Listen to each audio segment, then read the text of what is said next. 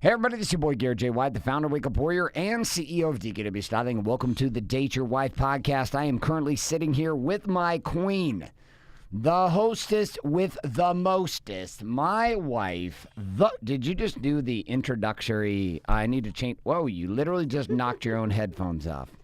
Is there like a message in this? This you knocking your headphones off while doing? You did it again. I know, that is I'm just twice. being silly 'cause you seem so serious. That is twice. Lighten up. It is. All right, anyway, so we are here having a conversation here on Date Your Wife podcast. We also, for our recorded viewers who are watching this on YouTube, for whatever the fuck has happened, they fixed our lighting in our studio.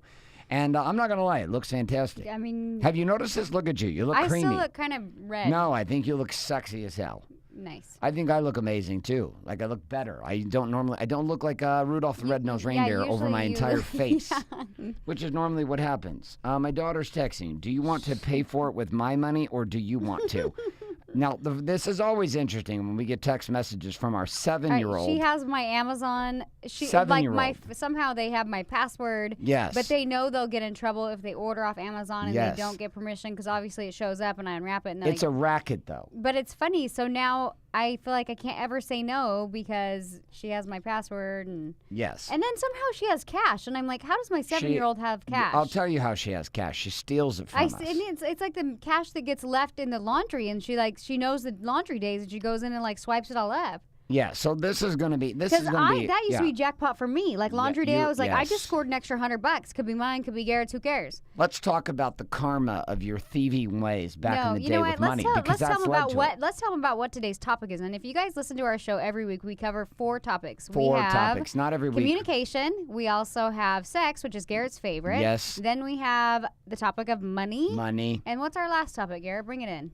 It is parenting. Parenting. But today we're going to be talking specifically about money and the role it plays in a relationship. Money. Every time we do the money show, yes, there's like that song that was like money. Money. I can't even do it because my voice is jacked. I know. All right, so let's talk about this. Let's talk about this whole money topic when it comes to anniversaries, because our anniversary is today. No, it's not. Because they're going to be listening to it tomorrow, so it's today. Oh, they're listening to it tomorrow. It comes out tomorrow, so if you're listening to this right now, yes, our anniversary is today. Yeah, but let's talk about the shenanigans of what went down to figure out that our anniversary was tomorrow, because both of us thought our anniversary was a different day. The real story begins with Danielle and her lack of focus in remembering when we got married. Listen, here's the real story. No. Here's the real story. So we used to celebrate our anniversary on the 22nd, like for years. And it wasn't until we lived in Arizona, which was like 5 years ago. 6 years ago. It was about 6 years ago that I found like our old wedding book. And I was like, oh, cute. I haven't seen this forever. And I opened it up and it says August 21st. And I was like, shit. Babe, did you know we've been celebrating our anniversary? I didn't know you knew this. I didn't know. So know. how did you forget the last 6 years if you got validation in the wedding book? Because I got so confused that I was like, wait, the previous years that we were married, because we've been married for 15 years today, whenever you're listening. 15 years. 15 years, which, by the way, I feel like that's a monumental marker, and I'm expecting a trophy. I'm going to give you a trophy, all right?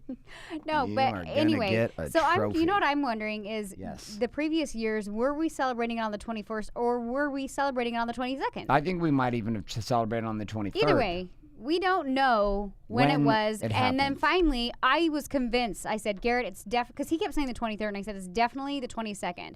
And so I text his mom because somehow I know that her anniversary is next to our anniversary, and I knew that she would know. So I text her, and she said, I'm pretty sure it's the 21st. Then I text my mom, and she reconfirmed it's the 21st. Then your mom texts back and said, yep, I looked it up. It's the 21st. Shit. You realize that every year we text our mothers. I know. We're grown-ass you know what? adults, I'm going to remember. And we text our mothers about when we fucking got married. It's sealed. I got it. It's in here. It's in locked. Your brain. It's locked away. All right, let's test you. When did we get married? We got married on the 21st. Because here's the shenanigans that happened. Okay. On the 20th, we had a wedding dinner. Yes. On the 21st, we got married. Yes. On the 22nd, we had our big reception. Yes. That was it was like a 3-day party. It was. It was fun. a shenanigan. I think it was fun. Okay, I have a trivia question for you. Okay. Where was the first location after we were married that we had sex? Do you remember this? I think it was just in our hotel. Yeah, of course it was in our hotel, but where It was in the hotel? shower. But yes, no, we did not have sex in our shower. We didn't have sex in the shower. No, we had Are you foreplay. serious? I know we didn't. We didn't have sex in the shower. No, You're positive there was no sex. I am 100% certain. There was no sex in the shower. There was no sex in the shower. Was there almost sex in the shower? I don't think so. Was so. there oral sex in the shower? Probably. I don't remember, but I don't remember that, certain. but you do. Obviously, it wasn't very good if there was. Okay. It's not sexy. So we had sex in the bed, but we began in the shower. We began in the shower. All right, let's move on to today's topic, which is not sex. It is our anniversary and the idea of money. Okay, so Okay, you have something you want to say on this? Okay, because I'm in the process of, I want to write a book. And it's even scary for me to put that out there. Yes. But we're going to read a chapter from your book tonight. We are? Yes. I'm only 2 chapters All right, in. we're going to read chapter numero uno. So continue. Tell us about this. I'm pulling it up. Well, so... Tell us about this. Continue. The book is going to be called The Dumb Hairdresser. The Dumb Hairdresser. And if you're triggered by that, I don't really care because I'm a hairdresser and it's not really my intent. But where's chapter 2? Where's chapter 1? Don't erase my notes. I'm not. I'd have them. I'm going to read chapter 1 in a moment. Continue. So anyway, I just feel like I want to share my story. It's kind of like how you have the Be the Man book, which is turning points for you in your story. This is kind of my version of the story and how I kind of develop my brand and all that good stuff. But in developing the brand, I talk about my story and our financial struggles and how that was actually the beginning. It was the catalyst. That was, and there's certain moments that in life that I think you remember certain nights even that are a turning point in your story or a mind shift and you're like, holy shit. And as I'm sitting here trying to break everything down into chapters right now, I'm like, oh my God, I had no idea. This played a huge role. This played a huge role. This played a huge role. You know what I mean? I think we discredit everything we've gone through and it becomes this big blur. And when people are like, how'd you do it? You're like, you just fucking be awesome. And then when you think about all these moments you had in life, you're like, shit. And so anyways, I'm writing a story and I'm actually on the chapter of where I just start to share why I started my brand and the financial struggles that we had. Well, there we go. So there you go. Okay, would you like to read a chapter from this book? I don't know if I'm ready. Would you? I think you're ready. I'm going to read a chapter from this book. One. How long is it? It's long. It's an entire chapter. I'm going to read a little bit here from chapter number 1. That's not. Your story. If you have studied any self-help books, it's probably because you're trying to figure out life. We are constantly told, create your story. We emerge ourselves into the self-help world looking for a checklist to get us in the direction we need to go. We immediately realize we are trapped in our own stories. Oftentimes, there are multiple stories running in our lives. What piece of the story are we not currently happy with? You could be a millionaire but have a sucky marriage. You can have an incredible marriage and yet can't pay the bills. Makes sense? Certain parts of our story work and others do not. And ultimately, if one side of the story is not currently working, it will bleed into the other. All right, talk to me about this. We're gonna use your chapter as our guiding conversation today. Yes, because I am the king of transitions. So let's talk about this. This story game when it comes to spending money on each other. The entire game of being married and being willing to spend money and invest money in one another. Because that's what you're talking about here is stories, stories, stories. So I'll give you an example. When I first launched one of my own offices here with Wake Up Warrior in Laguna Beach, my wife broke my balls over and over and over again about I got a phone call about the following, which was she was breaking my balls about putting in blinds. Putting in blinds. Do you remember this? This is not going to segue in. It's a great segue. Okay. You had a story about me spending money on blinds in my office.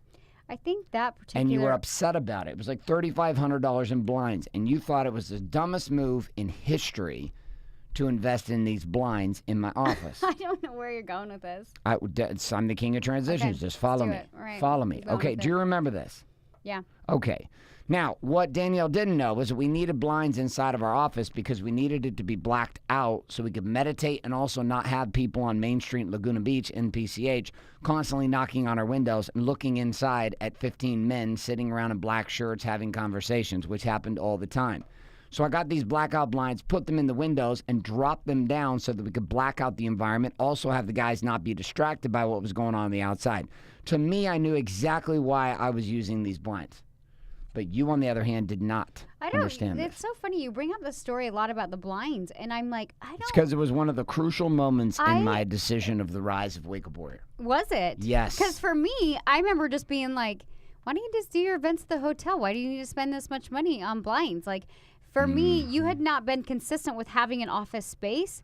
And so the idea of spending more money on an office that I'm like, are you just going to get bored in a couple months and you're going to outgrow it or not use it or whatever? I'm like, why put that money into it?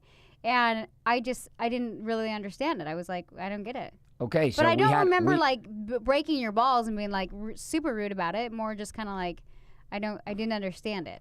But I'm interested to hear this crucial turn for you of Wake Up Warrior with blinds. Yep, the entire empire driven by the blinds. Like, that's really one of your moments? That was one of my moments. It was because it was one of the first times I had to go to collision with you over doing, not first, there was many, but it was one for whatever reason my mind decided to remember, going to collision with you about investing and doubling down on the future vision I could see, but you couldn't see it.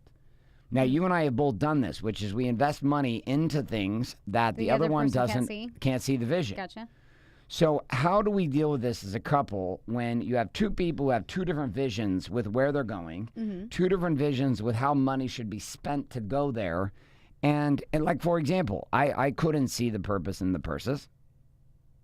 I know we talked about this before, but I couldn't see the purpose in the purses. I see the purpose in the purses now. Do you? I do. Do you? I do.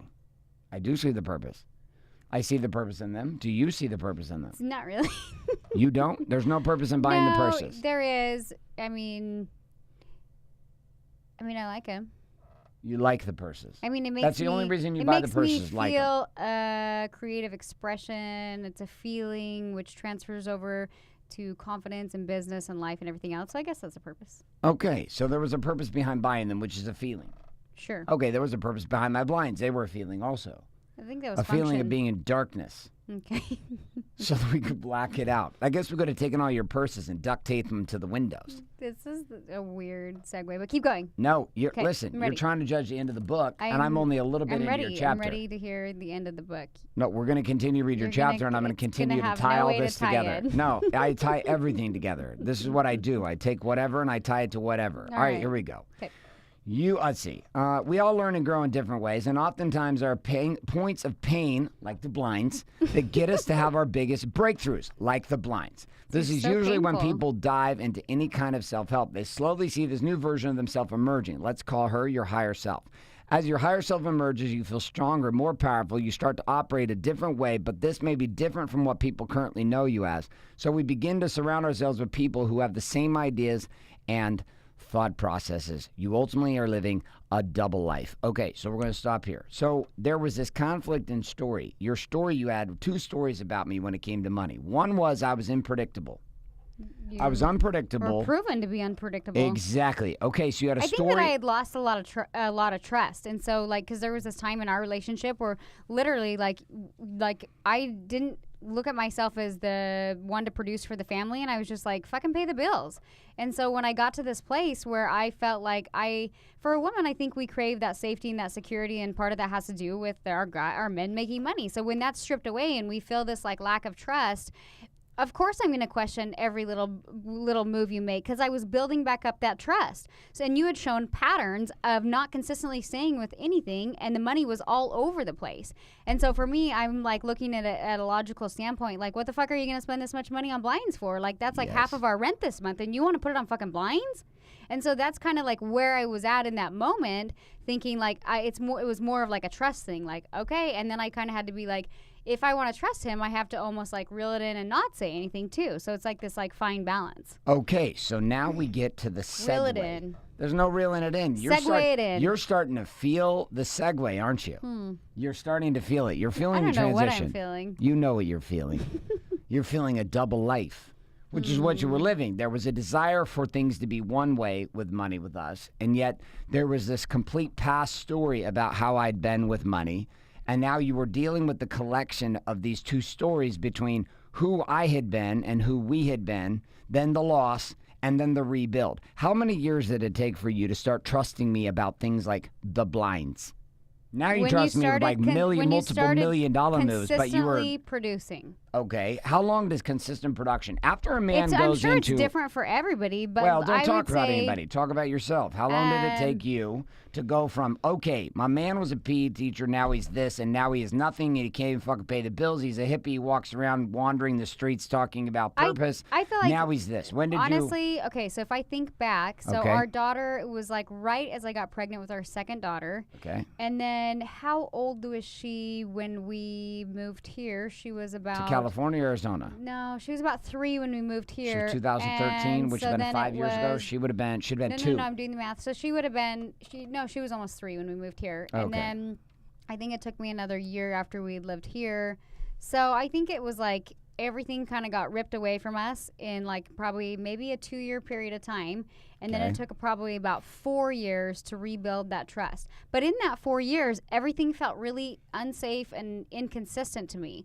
And I think that was when I was just like, screw you, you do your thing and I'll do mine. Yes. And then as I started to produce more, I think that was enough to like light a fire under your ass, where all of a sudden you were like, all right, you were more consistent and you were like more focused than I'd ever seen you.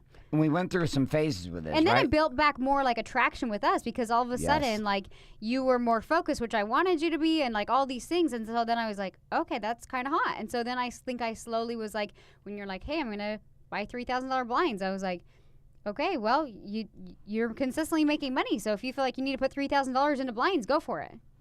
Like you put up more of a like a battle with the blinds than my Aventador. Because there was no battle with the Aventador. There was celebration with the Aventador. But I knew I wanted blinds also. But you know what? You kind of, I know with the Aventador too. Remember in our last home in Via Corsica? I thought you were going to say Fiji. And remember our last home in Fiji? That was great. Let's go back there. Our other home in Dana No. Point. Remember, like I remember you being like, fuck it, I'm just gonna go buy it.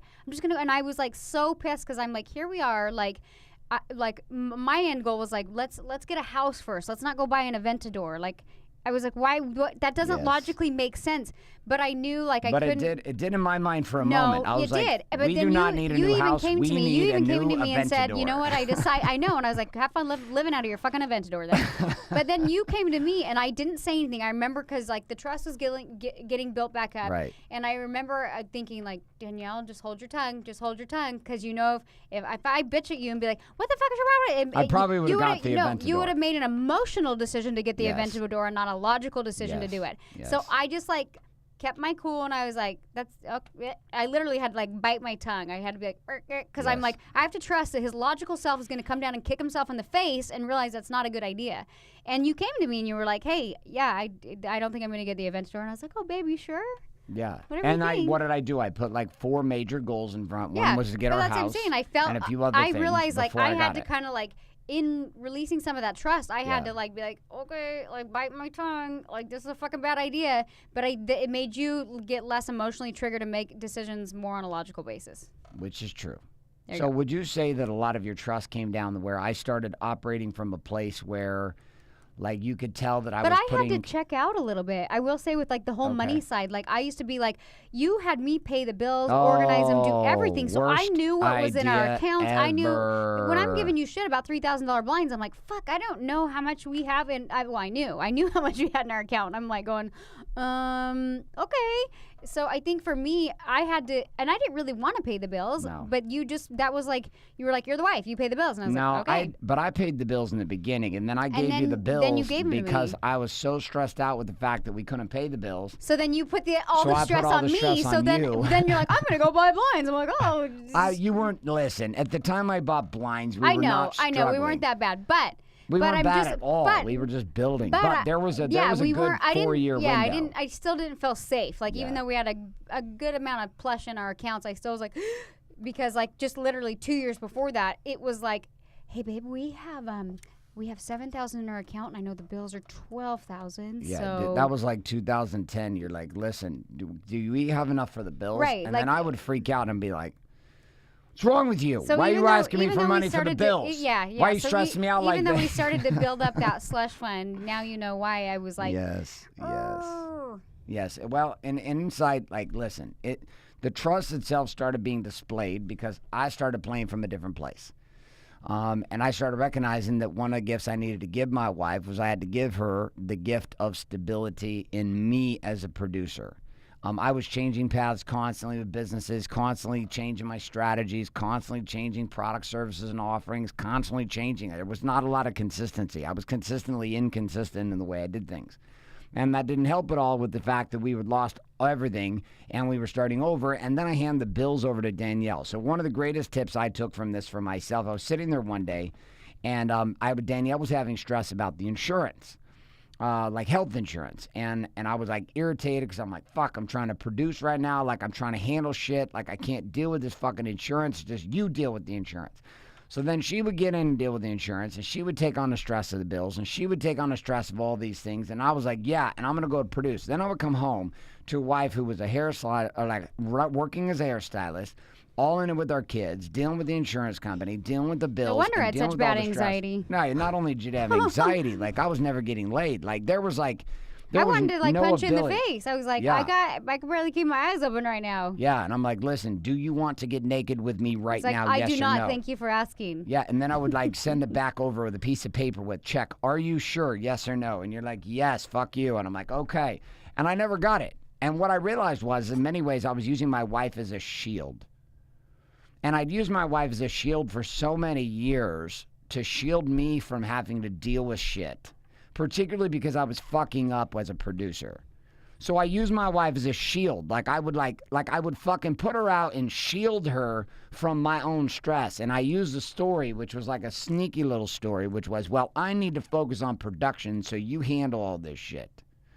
Not recognizing that what I was really doing was holding my wife up like a shield and putting her on my forearm and letting the insurance company and the taxes and the bills and the utilities and fucking everybody else under the sun and the credit repair people and our attorneys all deal with my wife. And then I wondered why my wife started becoming a dude. Because in order to survive as a shield, you have to have like masculine energy. So my wife starts channeling heavy levels of masculine energy, which has us fighting at home a ton. And I'm like, what the fuck? I'm coming home to a dude. And then I'm not recognizing, listen, you dumbass, you created this dude. You decided to turn the queen into a shield. She was supposed to sit back and you go to fucking war. She can do her shit and go to war, but at the end of the day, it's your responsibility to protect the fucking door. Why have you handed this shit off to her? And so I had an awakening. And in that moment, I said, do you know what I've got to do? I've got to take back all of this. I cannot use her as a shield anymore. What the fuck is wrong with me? And so I took back responsibility. And one of the moves I made, I took all the bills off. And I took them on. And I took on credit repair. And I took on everything we were doing. You took on a lot of stuff. And I'm realizing, too, we in our mastermind today that we have with hairstylists, I realized that women naturally, we like can persevere. Like we can handle a lot of shit. Not to say that we handle it well, but like a guy might get stressed, and a girl's version of stress is just anxiety. You know what I mean? They're just like you feel like you're suffocating and you're panicking and you can't swim and you don't know how to correct it. And you're like, I just want to be this like free loving, like feminine woman, like whatever it is. And I can't be that way. And so it goes into this level of like just survival mode. And so you have to channel a little bit more of that masculine role just to kind of like just to survive. Yep. And then it kind of creates like neither of us are really attracted to one another. And so it was like this weird like phase in our relationship that had to happen. But in the end, it was like, okay, for me to gain back even like my own femininity, which I'm very feminine. I'm way more feminine than I am masculine, but I can channel both. And I still know that like what we experienced in those few years is a piece of me that I needed to be able to tap into, yes. 100%. And I believe that all men and women have both female and male characteristics, and it's learning how to use those where it benefits you and what you're creating in life. So one of our lessons I'm going to give to all the gentlemen. You ready, gentlemen? Here we go, gentlemen. Here comes your lesson of the day. Your lesson of the day with this podcast is quite simple. Don't use your wife as a shield. And when you've used your wife as a shield when it comes to money for your own inability to get shit done. I was the guy. It's your job to pay the bills. It's my job to go make the money. Bullshit. If you're going to go fucking make the money, you manage the money. Well, I don't have enough time. Bullshit. I promise you I am far more fucking busy than 99% of you listening to this show. And I get it. Because my old version would have looked at me too and said, no, I'm too fucking busy. I can't do that. That's her job. She needs to pull her weight around here. And let me add another 2 cents on this rant while I'm there. All you fucking men out there that are expecting your wife to split the bills with you, fuck you. Like, seriously. Drop your pants and make sure that you've not required your wife to have a bigger penis than you do. Like, if you have created an environment where your wife has to produce, that's a fucking problem. And I did that. And I lived that place. And that was the same fucking guy that decided to use my wife as a shield. And then I expected my wife to go halvesies with me. Where you pay these bills and I'll pay that. Now, listen, I understand everybody gets into tough situations. But if your long-term strategy is driven by, I'm going to produce, and under the conditions that my wife's going to have to equally produce, or in some cases, my wife's going to outproduce, brother, you need to go have a hard look in the fucking mirror, and you need to take a cross-check at yourself and decide, am I actually committed to leading? I am not saying that women should not produce. I'm not saying that women cannot make huge production, but I'm telling you right now, as a man, if you are using your woman as a shield when it comes to your money, and you are also creating conditions that do not force you to rise as a man because you are allowing the story to be in place. And there are men, hundreds and thousands I meet, who are okay with the idea that they have settled into a level of production that demands and requires that your wife go to fucking work and produce because she has to. And I'm telling you right now, I'm not politically correct with you. Fuck you. I'm saying you got to pull your head out of your ass. You find a way to produce. You get shit done in a way that allows your wife to choose to produce, and you lead from the front. I think even in our relationship too, though, like I felt like I was in a place where I did have to produce. You but did. Ultimately, because I did the thing to you. But ultimately, like, well, I didn't know if we were going to stay married, and I couldn't get it done. Well, let's not bullshit. I couldn't get it done. I just got to this place where even, like, as a hairdresser, I was like, you know what? Maybe I need to figure myself out, and maybe I need to find a way to produce for myself in case I don't stay married, and I don't want to rely on a guy. Like, I was at this place where I was just so tired, and I wanted to be able to produce for myself. And I just didn't want to. I wanted to be in the relationship with you and I because I wanted to. Exactly. Say that one more time. I wanted to be in the relationship with you and I because I wanted to, not because I felt like I had to because you were paying the bills. Yes. And so it was an interesting place, like in our journey, as I started to discover myself, and I started making great money. I mean, I was doing well for myself, and still felt like I was kind of managing the mom card, and we were still kind of going out on dates, but I just felt like I was overwhelmed a lot and just kind of had high anxiety. And I got to this place where I'm like, I can continue this path, and I'm making great money. I think at that point I was probably making about $30K a month. You were doing about $30K a month. I was doing good between my own education and everything. And this was before Garrett came in and like we worked together. And I got to this place even in our business where I'm like, I'm tapped out. I'm tapped out on stress levels and energy, and I'm not willing to do any more. Like $30K a month is great. However, I'm not willing to sacrifice more of my life to make more. Like, it's not worth it for me.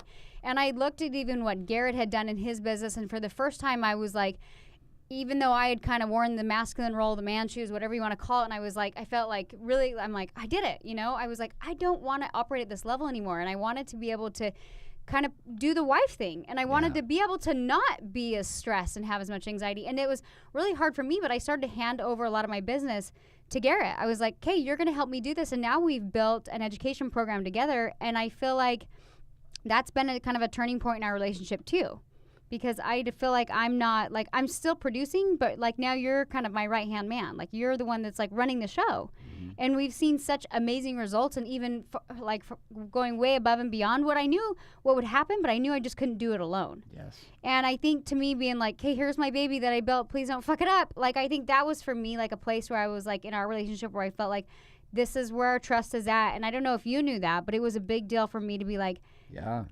come into my world. Yeah. Like, it's not like I was like, hey, you have to do this. I was like, hey, here's the keys.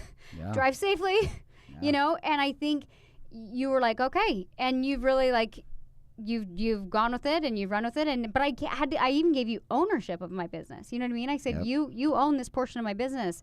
And so it's not to say that, like, I feel like we're producing together now. For sure. Like, I don't think of it as like just Garrett is paying the bills. I don't even know at this point, like, I'm not the detail person. I don't pay the bills, but I feel like we're contributing together, but it's like you're managing it all and doing it all. It's like I don't have to stress. I don't know if that's even. And yet your credit score is still higher than mine. Yeah. But what I'm saying is, my only point I wanted to say with this is, like, when I decided to let go, even though I felt like if you're a working mom or if you're a working woman, like, good for you. But for me and my journey, when I kind of just was like, I don't want to do it all, I felt like you kind of leveled up and even more so in your business and my business. And it just, now we're like co-producing together. Listen, here's the deal. Like, we train women also inside of the hair world. And we have Warrior Week for Women coming up, here in the next couple of days. A week from the time the show broadcasts, will be in day number 2. And we've got 300 women coming to train in Warrior Week for Women. And we've got 1,000+ women who've trained with us in the hair world, with 300 active in our mastermind. That will be over 500 by the end of the year. We have waiting lists and sold out events for the rest of 2018, heading into selling out 2019, likely before even Christmas of 2018. And it is 99% women. And there is a pattern that we are constantly seeing in this, which is this: women want a purpose to produce, but they don't want to feel the pressure of having to be the provider. And there are far too many men who are okay with the idea that they can sit back and lean on the production power of the queen and only build themselves far enough to meet halfway. And yet at the end of the day, I've yet to meet a powerful producing woman at any fucking level who at the end of the day doesn't want to be in a relationship where she can trust that the man she is with can raise the fucking sword and go to war, and she can rest at times. But nothing worse than raising your wife up as a shield, and then what you don't know happens is she ends up putting on the crown of the king. And inside of that place has to weaponize herself as a man. And inside of that masculine energy is demanded to use that power to produce. And then you're going to spend years, like I did, years restoring trust, years going to war for the crown that your wife had to take because you wouldn't fucking show up. And so I did. And I went to war for it.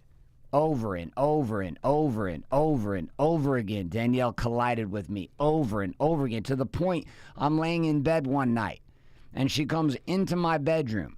Still to this day, I don't know how a little 110-pound woman was able to do this, a 205-pound man asleep. I'm laying in bed. I'd been a little bitch about some stuff, and she comes into bed, grabs onto something, I don't know how she does it, and she kicks me in the back, and she says, "Stop being a fucking bitch," and kicks me.